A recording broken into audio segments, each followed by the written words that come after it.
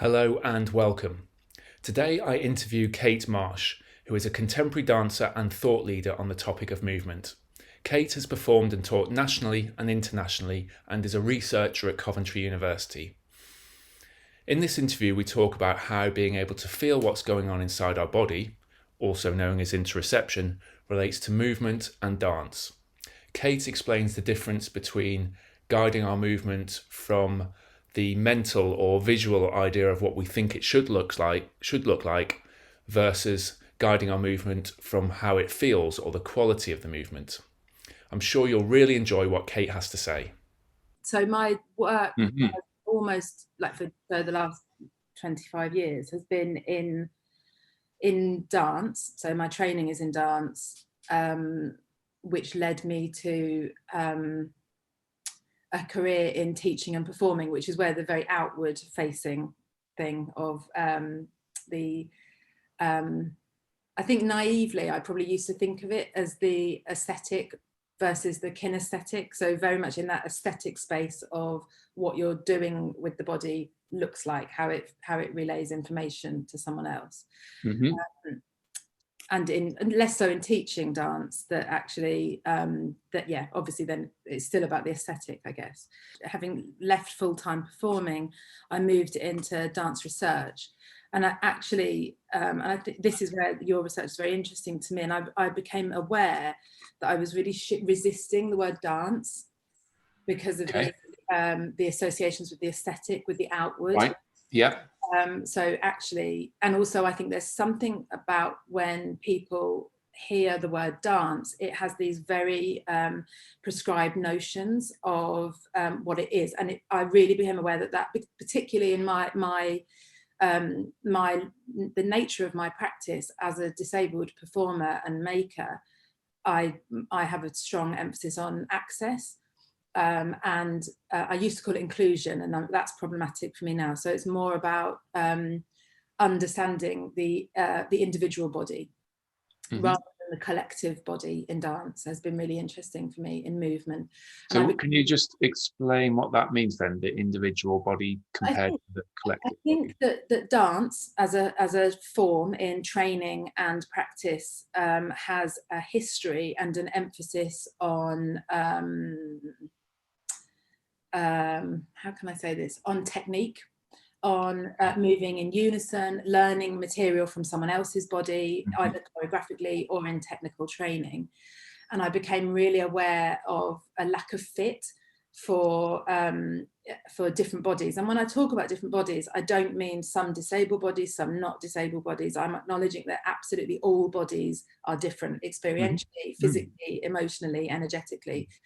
So that's what I'm interested in, that we're not being, I'm going to, so if we, so I some of my research historically, although I'm less interested in it now, has been around an emphasis on technical and balletic training, but also technical training in contemporary dance that is very much based on a notion of, it's codified for a start, which is troubling. So when we talk about balletic codified language, that we might talk about plie or tendu or any balletic word, and actually I'm really interested in rather than going, I hear that word, so my body does that thing. Okay. Then I've become interested in, well, what is the quality of that movement? Because that's the thing that makes room for the individual. How are you experiencing that? I mean, really, it's a simplistic example, but if we take a plie, which I don't know if you know, plie is basically, in its most formal term, it's a bend in the knees, it's a softening of the knees. So then for me, that's interesting, rather than recreating the image of it, that we go, what is that? What is it? It's a softening. How does that feel? Right. Can you do that in another part of the body? And then, how does that apply to that sense of the individual dancer? Wow. I mean, one kind of thing, anecdotal thing, that when I was performing professionally, I almost always worked in so-called inclusive settings with disabled and non-disabled dancers or students. Yeah. And in that, it's very easy because the difference is very visible. So literally, someone might be using a wheelchair, someone like me might have one hand, someone else one leg, someone a visual impairment. And then I can think, oh, well, we're in this very diverse experience. And then I did a stint of teaching at a university on a dance course, and outwardly you could say, oh, all these bodies are the same. Actually, I've got 20 bodies in my class. They're all female. They all kind of have very similar body shapes, body sizes. And actually it was in that environment that I really learned, the penny really dropped about the amount of diversity, even when what you're being presented with are these similar codified bodies in dance training. And that's when I started to get really interested in, okay, rather than offering a one size fits all in my technical classes, how can I offer things that make room for each of these individuals to bring something different? Okay. And I think I'm also very interested in the fluidity of that. That once you acknowledge that, you have to keep acknowledging it. So you have to acknowledge it every time you encounter those people. What's new now? What's happening today? Right. Yeah. This breath, this second, that it's so beautifully changeable. Yeah. And then I embarked, I did my MA on widening participation, which wasn't really, it took me away from practice a little bit. And then after a bit of time, I embarked on my PhD, which was around disability, but it really located me in a field of somatic practice. Okay. And that's where I started. And so now I'm in that kind of world of academic research in dance and practice-based research in dance that looks at some of the questions you're asking about how the relationship of the kinesthetic and the somatic to dance practice. Right. So in dance practice, then what would that, in layperson's terms, what would that mean, the difference between kinesthetic and somatic, or the relationship? That was my next point, and it's such a good question, because I think, and I don't know if this happens in your area of research, but we have developed a language that is incredibly inaccessible, and yet we use it so freely. So in dance, we regularly, particularly in somatic dance, so when I talk about somatic dance, the first thing I want to say is I don't think anybody really can go, that is somatic dance. It's a word that dance has borrowed from other understandings, philosophical or body-based understandings, and we've gone, oh, we can apply that to that area of dance. So somatic dance tends to mean improvised dance, techniques such as Feldenkrais, Alexander technique, body-mind centering. I think I sent you the Bainbridge. Oh yes, yeah, I've had a look at her. Really interesting. I mean, her language is amazing. Yeah, and body-mind centering has been around for ages, and it's so fascinating. But one of my questions around movement research is, because what we talk about a lot, I've written a paper on this actually, the term embodiment gets talked about all the time in movement and dance research, and rarely critiqued. So one of the things that I've often heard is, oh, that dancer was amazing to watch. They really embodied the dance. And actually nobody really says what that means. How do you see embodiment? How do you know that? Can you measure it? Yeah, and yet I can sort of understand the difference between watching an embodied body and a slight disconnect. I mean, I'm no expert in that sense, but that's kind of in the field of, so in my dance training, we call it kinesthetic empathy.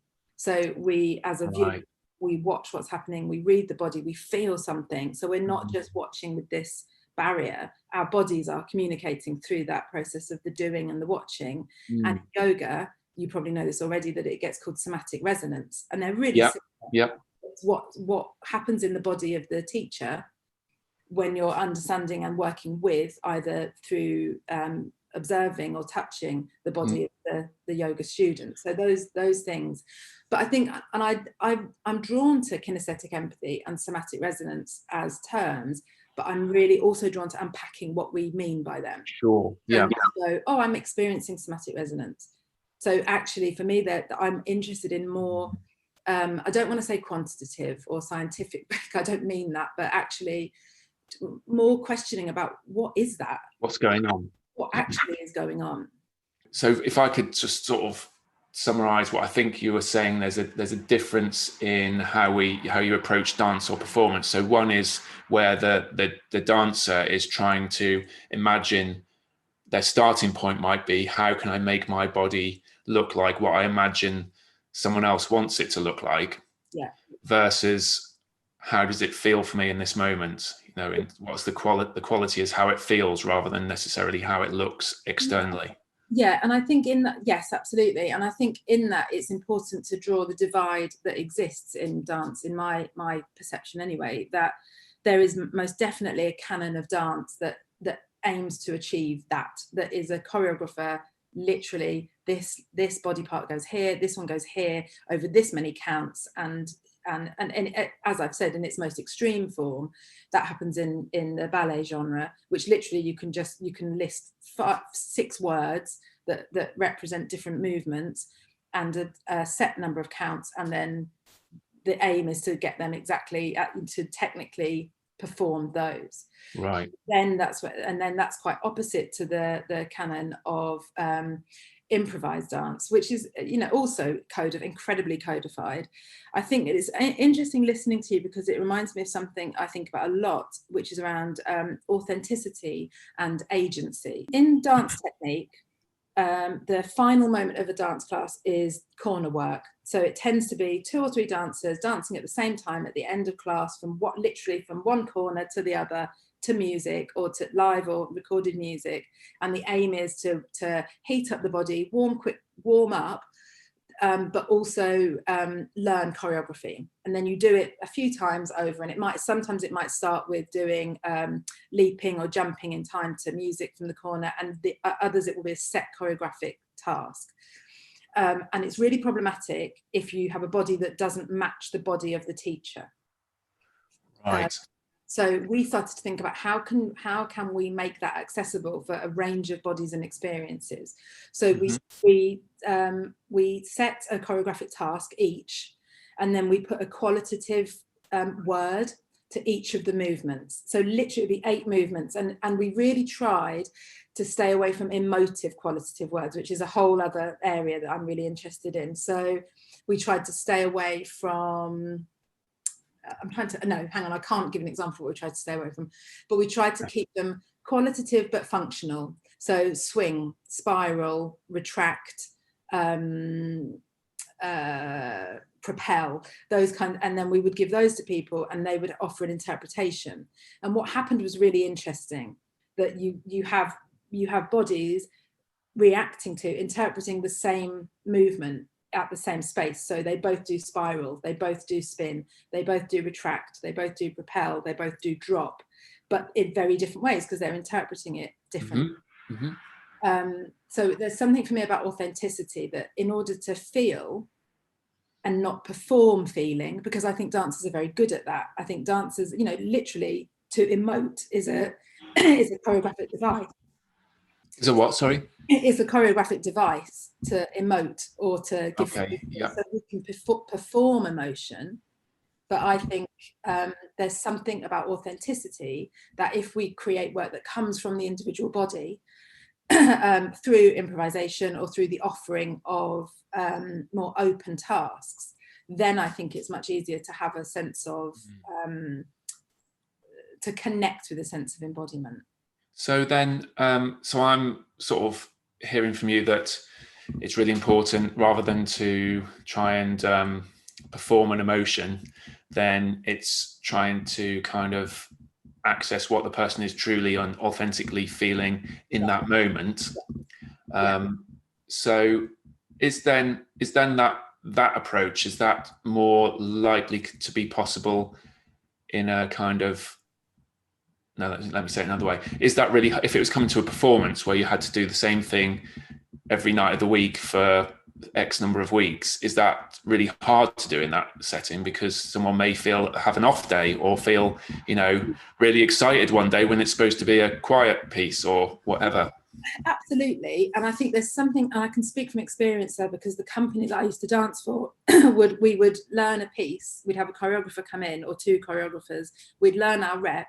And that might be through improvisation, or often, largely through improvisation. So choreography through improvisation often happens through the offering of tasks, then the dancer responds, gives something, and then the choreographer shapes and molds what that offer is. And we would tour the same work for like 18 months to 2 years, which is quite unusual, actually.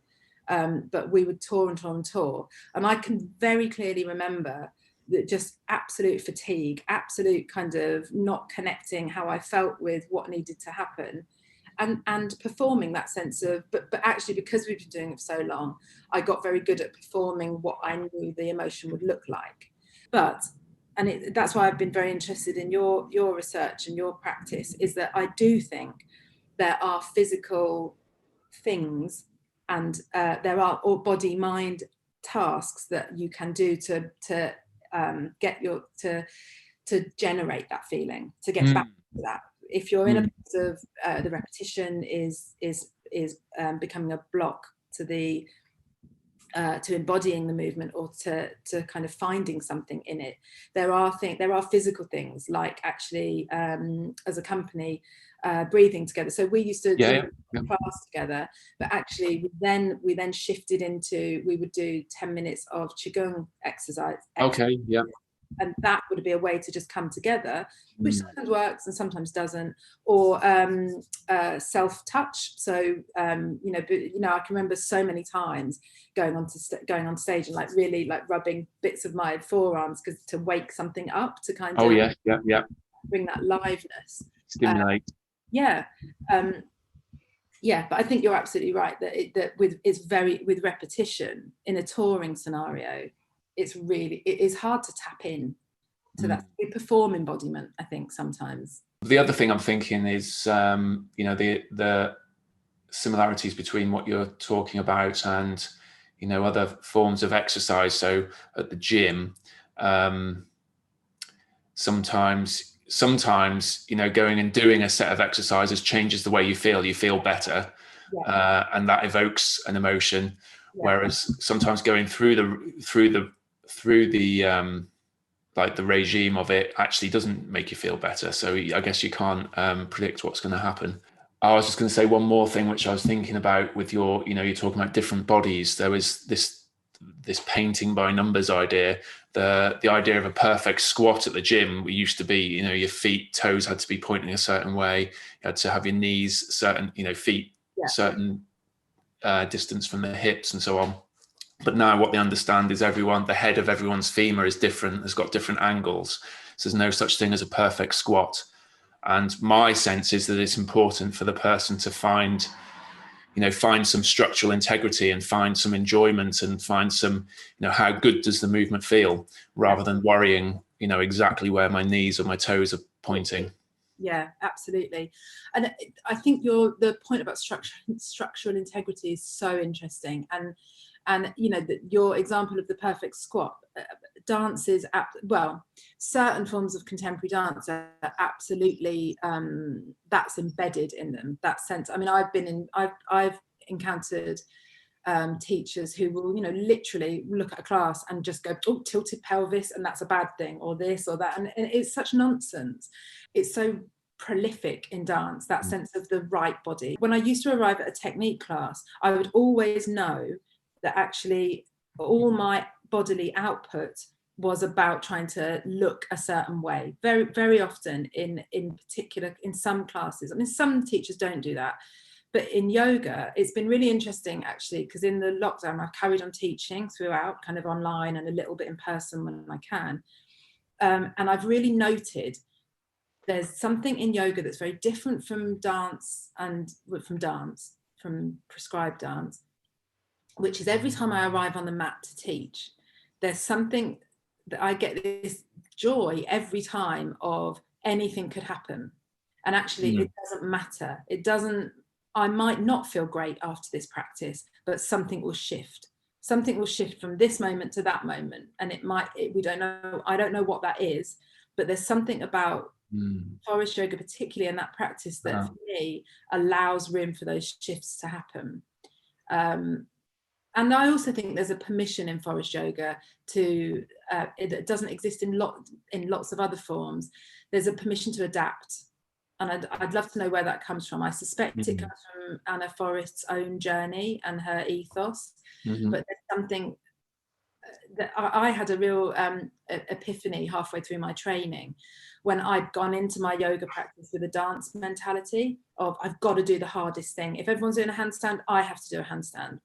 I've got one hand. It's ridiculous that I mean, you know, I can do a handstand, but it's quite painful and it's probably quite damaging. I've realized that the more I know about my body now, to kind of be so out of line is probably quite damaging. So what I came to realize is that when I was putting myself in poses like that, I was absolutely doing it not at all for myself. So whether had that dance thing on of, oh, the teacher will be pleased with me, or I will impress people. And actually, I'm now so much better at kind of, I'm not doing that then. That isn't for me today.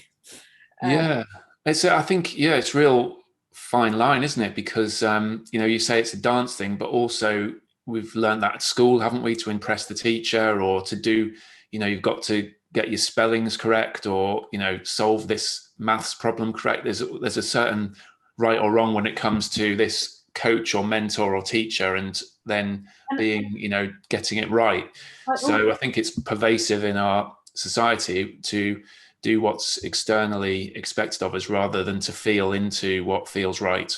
Absolutely. And also, I think there's something very specific about the experience of having a physical disability, or probably any disability. But in my experience, because I was born with a disability, when I was younger, and it's funny because I've just written something about this for a book, that my whole kind of way of being was about fitting in, was about being normal. So at school, all of it was about kind of just really pushing myself to conform to a normal body as much as possible. And that came to me quite late, that kind of, oh, there's something really beautiful about occupying a different body, or what's this body then?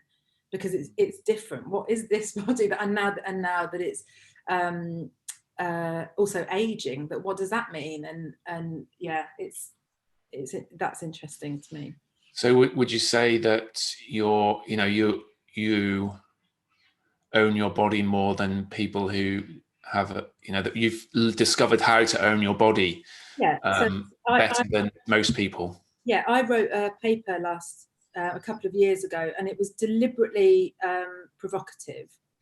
I made the claim that people with disability are better at embodiment.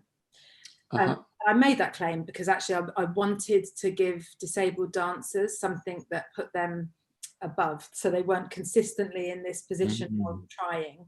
And actually I made the claim that the experience of disability and consistently occupying a world that is dominated by normative bodies, normative time, normative spaces, if you're constantly having to adapt to your physical environment or to the expected pace, or even if you're being objectified through staring or any of those things, you're constantly, but you never ever, my claim was, as a disabled person, you never have the luxury of leaving the body behind, which I recognize is ridiculous because none of us can leave the body behind, of course, but actually even more so, your body is ever present in a different way if you have a disability that draws you out either visually or in the way that you have to navigate in the world.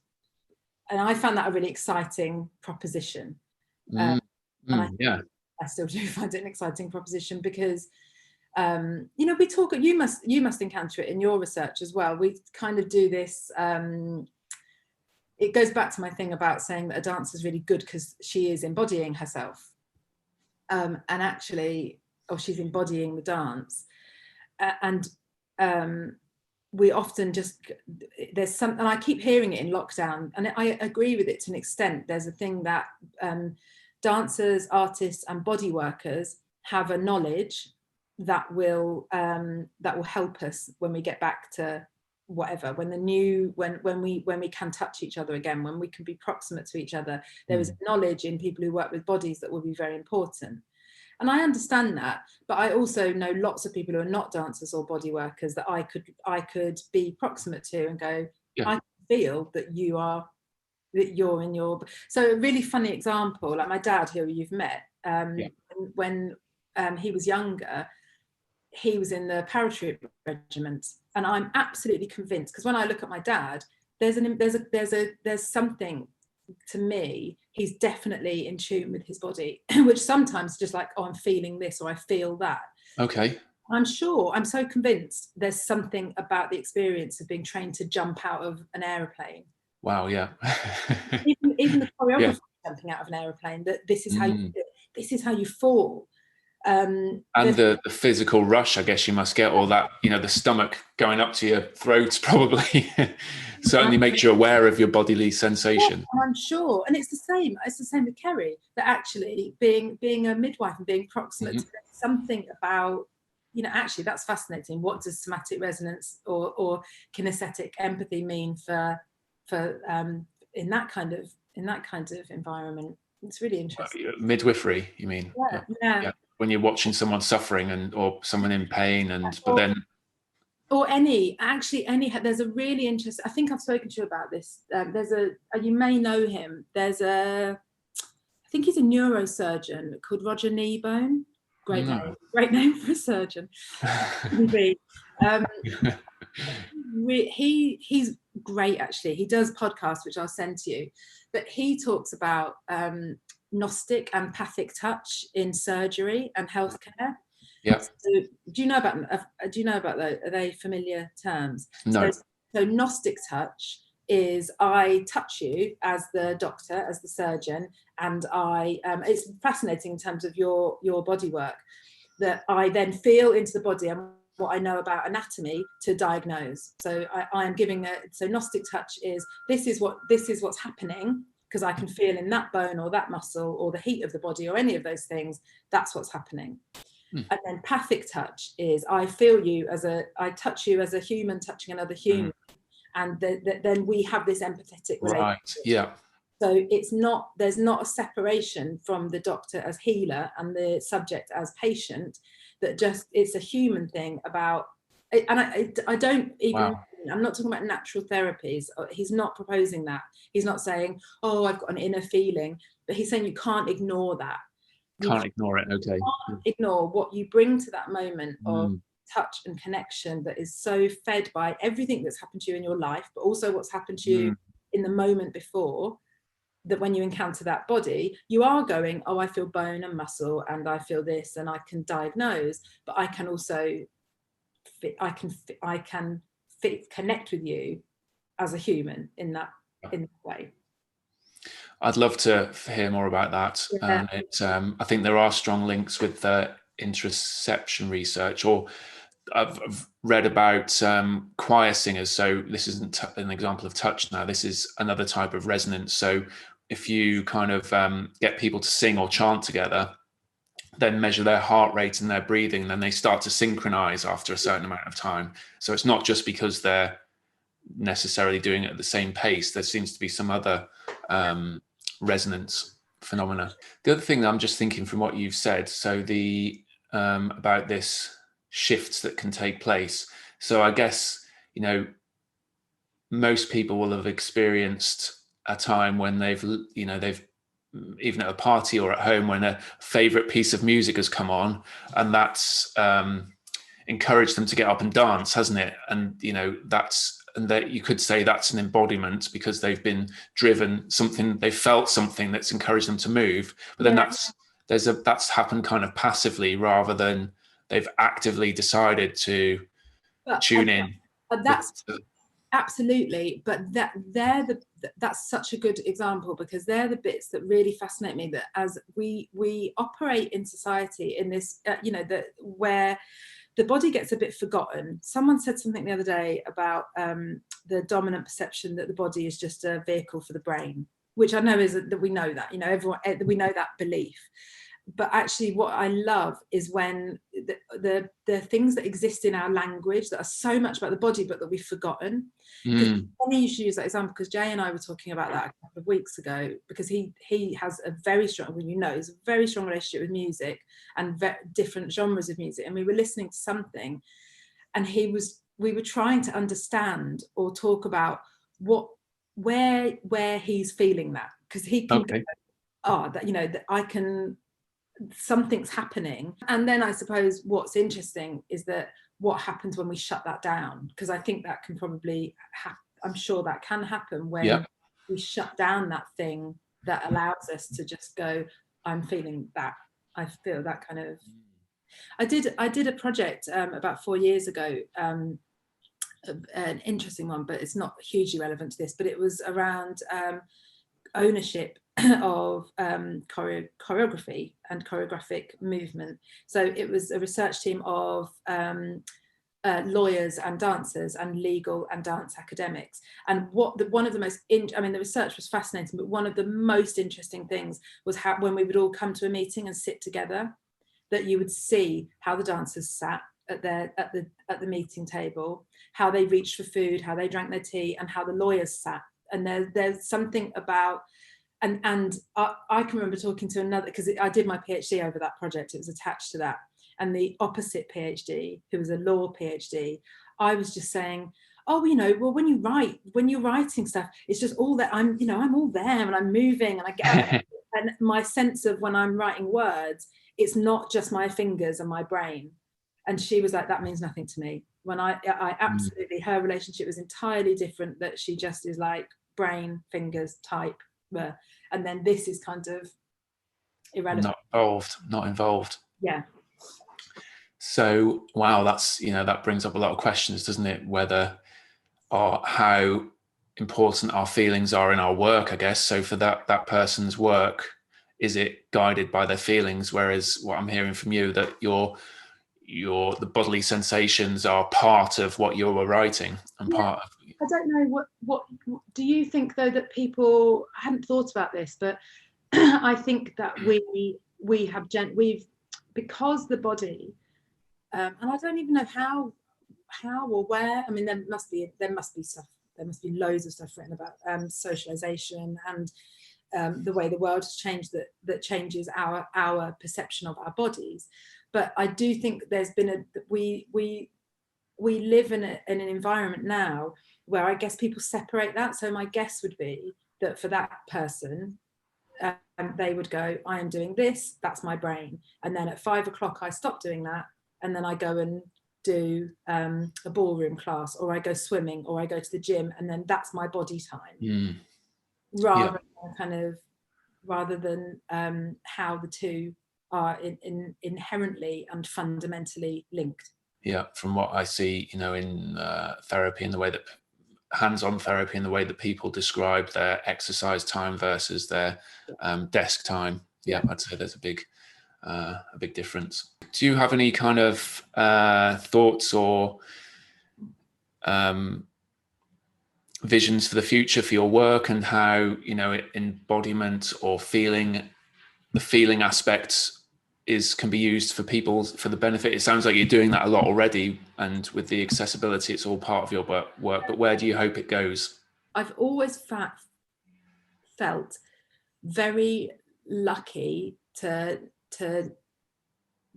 work and to be in the world that I am in terms of body work or body awareness. And actually, for me, that's about having a disability. It's about working in dance and movement. It's about teaching yoga, because actually it's been a real a fallback for me, that I've really become aware of my body awareness as a comfort, in a way that actually and making that link of how do I feel, like what's happening, so something's happening, I'm responding to it, what's happening in my body. And actually I'm getting better at going, oh, okay, that's in my diaphragm. I know that for me is around a bit of fear, a bit of anxiety, or if it's in my belly, I know what that means. If it's in my shoulders, that I can kind of, I've learned that for myself. Kind of a gift of self-awareness. Yeah, absolutely.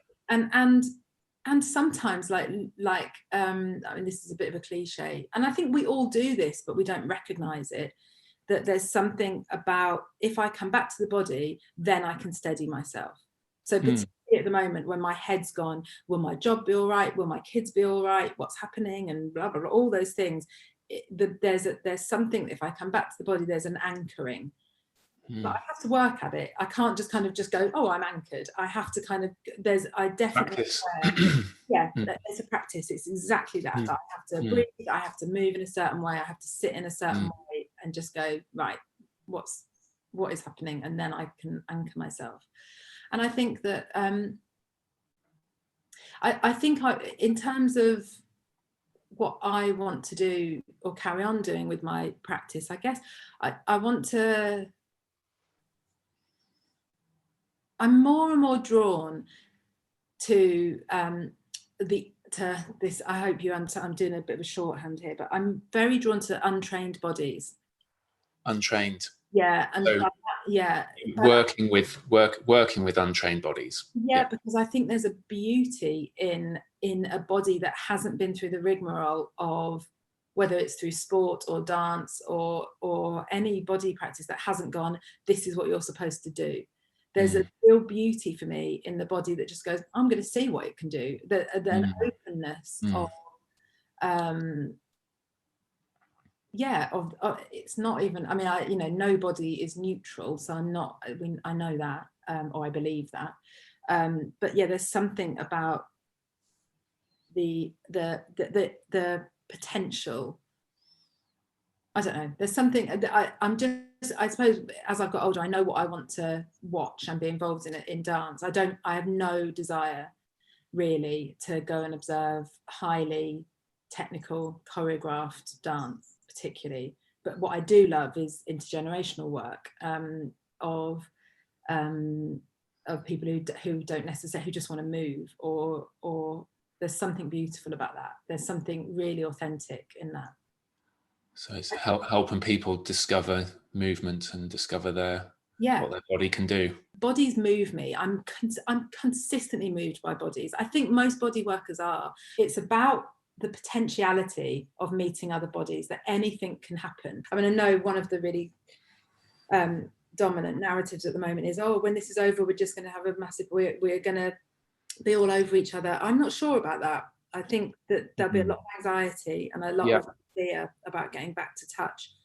But that's where I do think that body workers, movement practitioners, massage therapists, all people, that's where we'll be brave in that. But I do think I'm not saying we'll lead it, but I think it's what we do. So there'll be work for us to do to help people back into that, I think. That's really, really interesting perspective. And it's, hopefully it's not too long till we can start to do that. Thank you so much for that, Kate. And I hope you get to have some fun over Christmas. Yeah, I will do. All right, see you later. Bye-bye. Thank you. Bye.